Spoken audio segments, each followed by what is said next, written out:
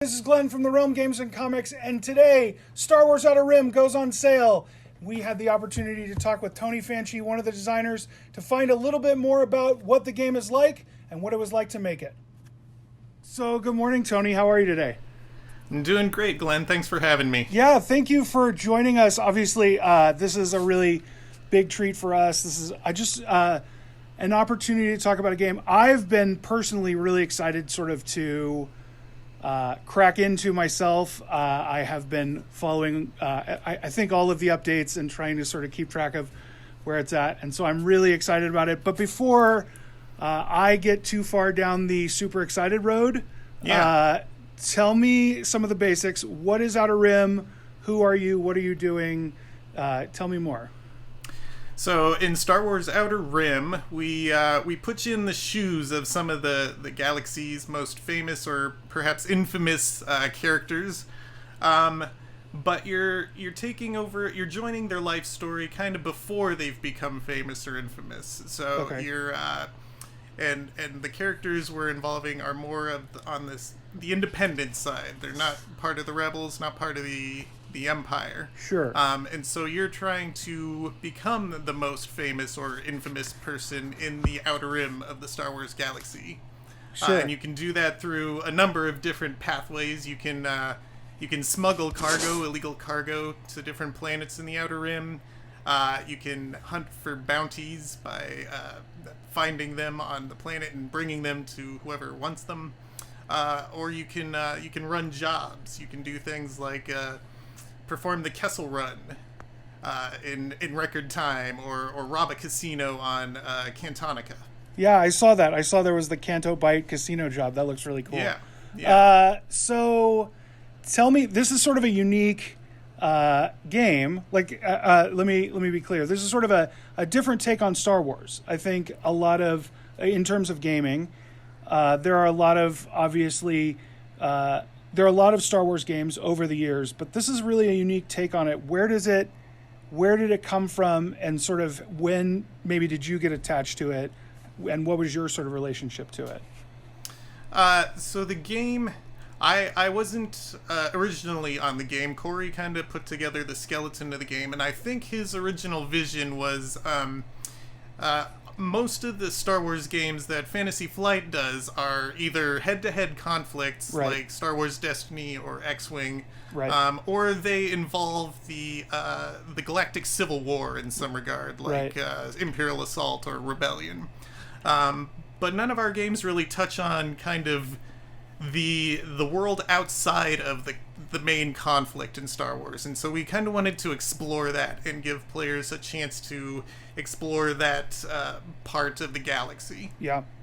You mentioned Imperial Assault. I know that's something obviously you've worked on in the past. Mm-hmm. You worked on, I think, several expansion waves in that too. Yeah.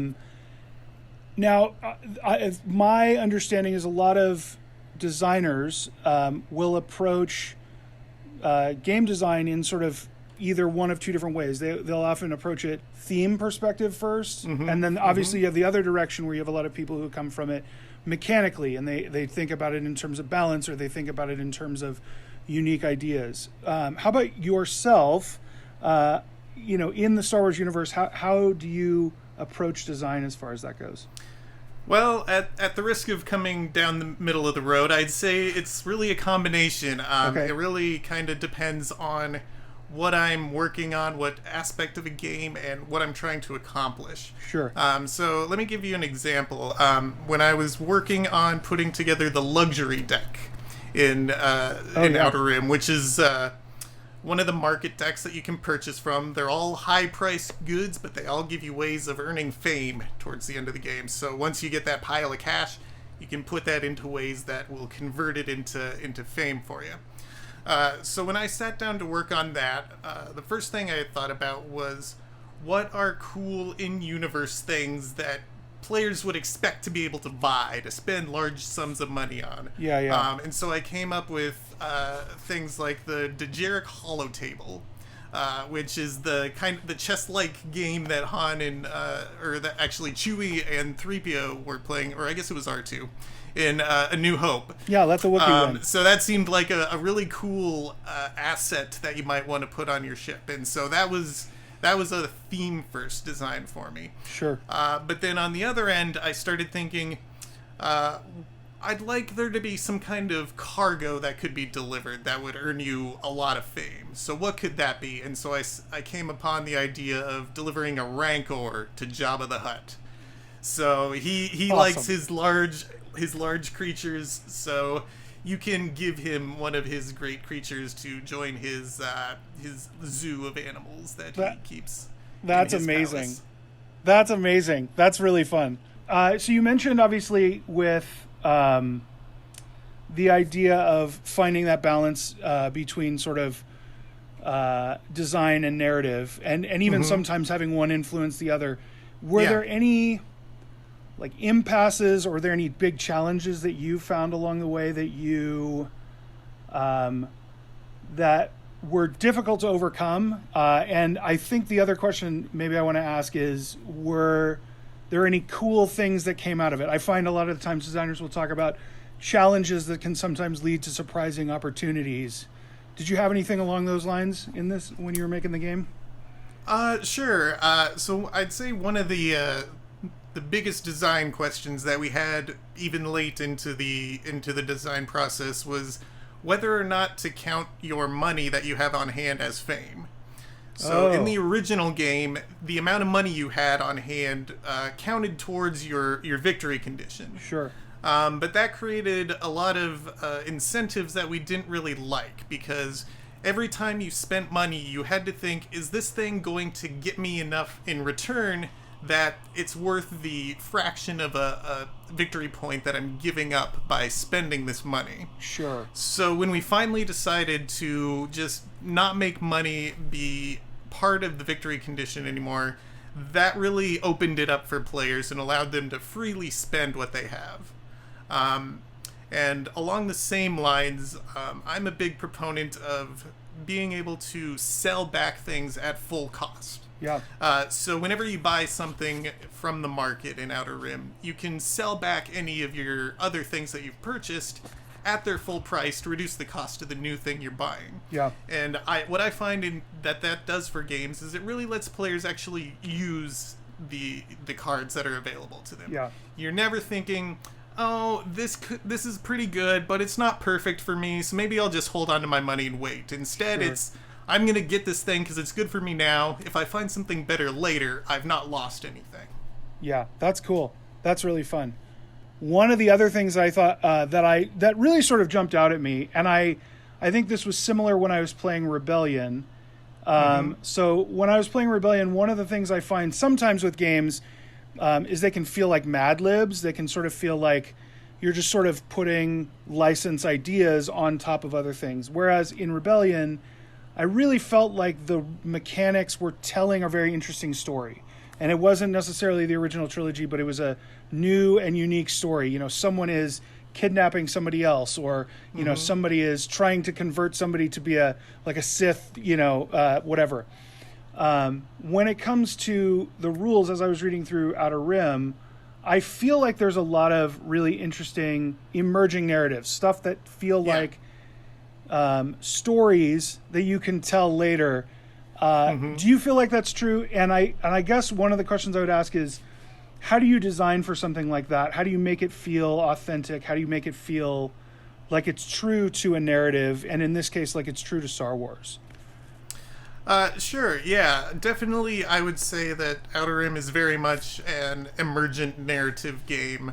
We don't have a through storyline that will take you from start to finish, because you're really the one who is telling that story by playing out your character's life and making decisions for your character.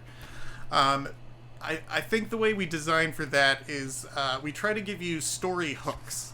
And those in Outer Rim are things like the bounty card that you get. So you drew Greedo's bounty to start the game, so you know that you're going to be looking for Greedo as your first target. Or you happened upon the Kessel Run job early in the game, and so it's like, I've got this job I've been hired to do. I need to put together a crew so that I can have the best chance of pulling this off. And so by having those thematic hooks, you're able to form a story through your own gameplay that hopefully by the end of the game you'll have a very cool idea of what it was like for Han Solo to develop into the famous smuggler that he was in your alternate timeline, shall we say, of the Star Wars universe. For you, what would you say that do you have a favorite character to play with, and are there any combos or things, mods that you're really fond of as you play the game? So in general, in games, I'm a variety player. I like trying out different things. But if I had to pick one, I'd say probably my favorite to play would be Jyn Erso. Okay.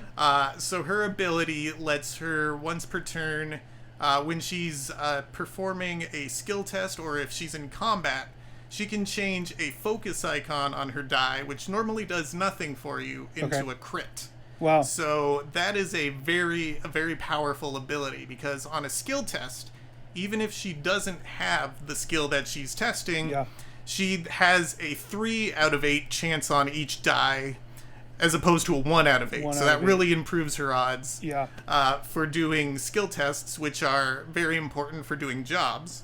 But also she's very strong in combat, because again, the focus icons aren't used for anything unless you have an ability like Jyn's. And her ability lets her turn one of those focus into a crit, which is worth 2 hits. So she can more than hold her own in a fight. So I find her ability is great because it allows her to be a very tactical player, to take the opportunities as they come up. So she can go, if there's a job that's on a planet right nearby, she can jump on that easily and make up for the lost skills with her ability. Or if there happens to be a bounty that comes up and the token that the bounty is for is right nearby her, she can grab that bounty and go take that bounty down without too much trouble. Rad. So she's a very flexible character, and I really like that. Yeah, that's really cool. Well, Tony, I really appreciate it. Thank you so much for giving us a little bit of insight into the development and sort of what Outer Rim is like. And really appreciate your time. Yeah, great. It was great talking to you, and thanks for having me on. I hope everybody out there enjoys their time playing in the Outer Rim. Star Wars Outer Rim on sale today. Grab your copy here at the Realm or pick it up from your friendly local game store.